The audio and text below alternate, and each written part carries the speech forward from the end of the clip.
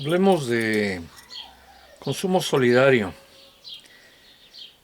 Hay un pequeño malentendido porque se piensa que hacer consumo solidario es, por ejemplo, que yo me ponga a criar algunas gallinas, eh, estas tengan un excedente en su postura y al no usarlos para incubar, me los puedo comer o los puedo vender.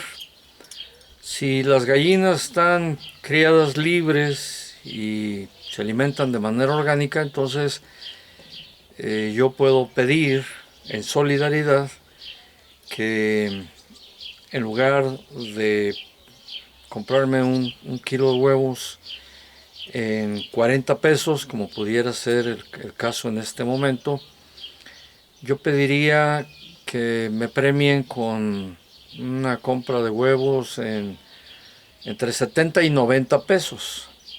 Y diría, bueno, es que eso es solidaridad. Yo hago un trabajo cuidando las gallinas y tú eres solidario conmigo. Y entonces hay ese malentendido pensando que se está haciendo consumo solidario, porque después hay un segundo malentendido en el sentido de que para que haya auténtica solidaridad, pues yo debo llevar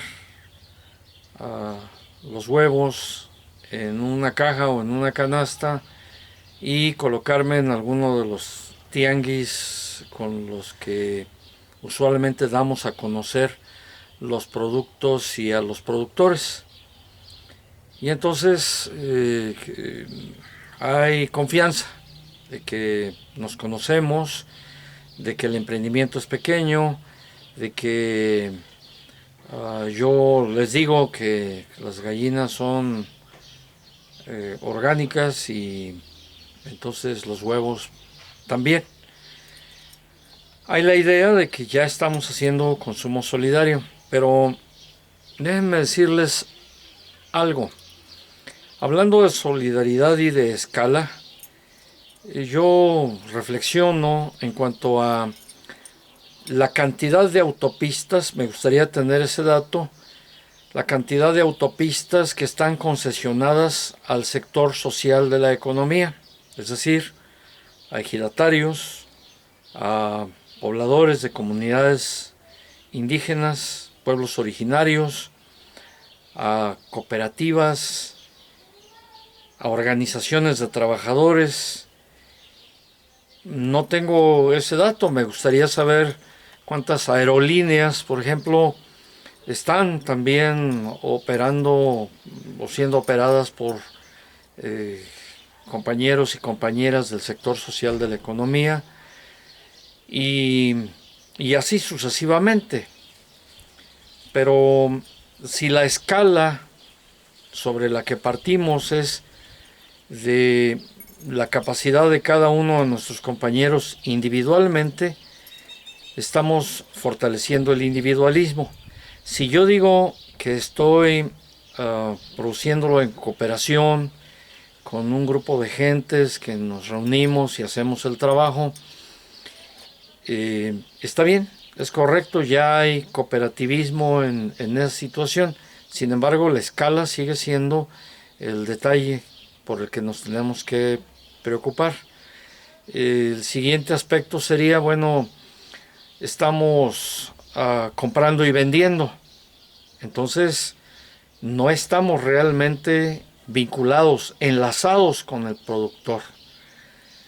Y esto ya me dice que no estamos haciendo economía solidaria, que estamos haciendo intentos con los que creemos que estamos aportando al sector social de la economía en México. Sin embargo, ¿qué debemos hacer entonces para que esto pueda ser realmente solidaridad y realmente aporte de manera significativa a un número importante de familias, a una colonia, a un pueblo, a una ciudad entera? Pues lo primero que debemos hacer para que esto tenga características de solidaridad, de economía solidaria, incluso para que tenga características de economía de escala, lo primero que debemos hacer es construir el mercado, construir nuestro mercado. No nos engañemos con la idea de que el término mercado se refiere solo al capitalismo. No, usemos el mismo término para entender que es aquella estructura que va a recibir los productos y servicios de nuestras estructuras y organizaciones. No se comienza en la economía solidaria para construir el consumo solidario reuniendo productores y después llevándolos a una plaza para ofertarlo a quien nos haga el favor de comprarlo.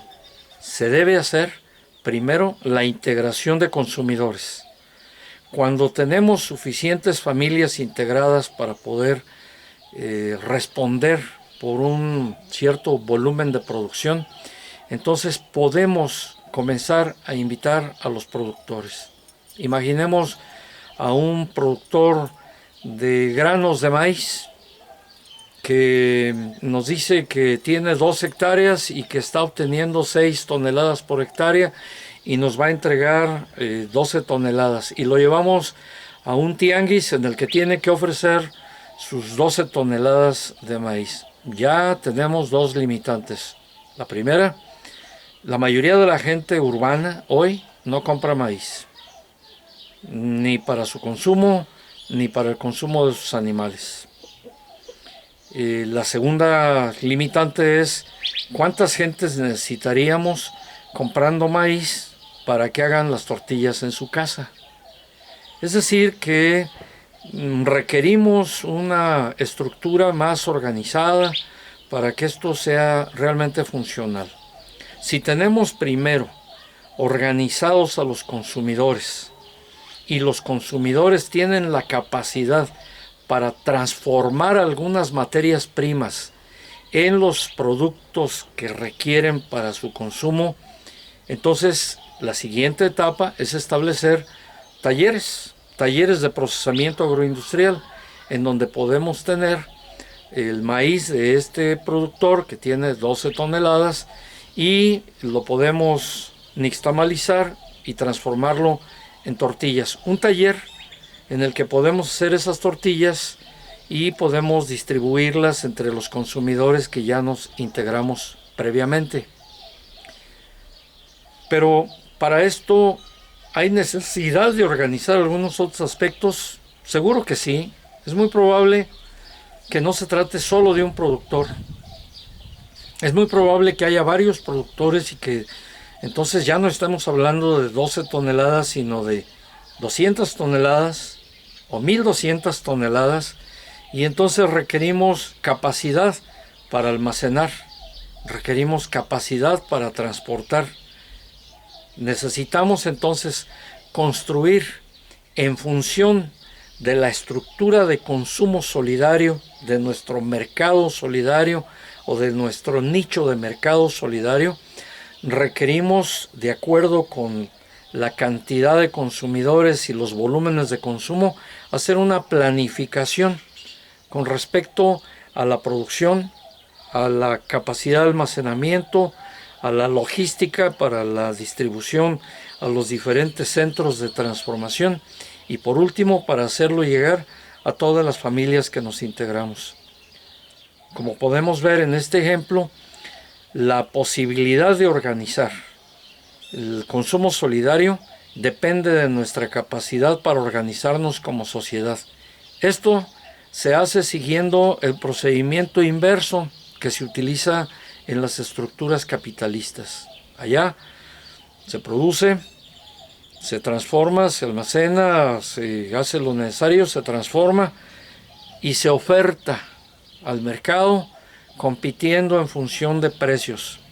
Para poder absorber el riesgo de la estructura capitalista neoliberal es necesario castigar al productor. entregamos 3, 4, 5 pesos por un kilogramo de maíz, para hacerlo dentro de la estructura solidaria desde el principio, desde que organizamos nuestra estructura de mercado, nuestro nicho de consumo. Desde ese momento tenemos garantizado el consumo de toda la producción. De esa manera, sin haber intermediarios, podemos pagar de manera justa a quienes trabajaron en los talleres, a quienes hicieron cargo del transporte, a quienes acopiaron, a quienes produjeron haciendo la siembra y posteriormente todas las labores que se requieren en el campo, más la cosecha. Esto, como se puede ver, el trabajo va a ser más fuerte, más importante en la base campesina. Y ahí es a donde debe llegar la mayor parte del ingreso. Habiendo consumo seguro, tenemos garantizado el trabajo de nuestros productores y de la estructura que los acompaña. Así es como hacemos consumo solidario en el sector social de la economía. Esto, desde luego, es una reflexión en la que ahora nos invito a todos para que participemos y la hagamos realidad.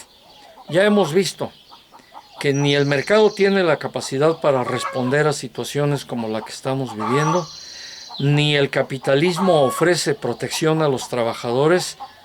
Su única preocupación sigue siendo cuánto tiempo van a estar dejando de ganar. Y para ellos el colapso es perder ganancias, perder utilidades. Para un trabajador el colapso comienza el día que dejan de pagarle. Tenemos que cambiar la estructura social y económica de nuestra patria. Es momento de hacerlo.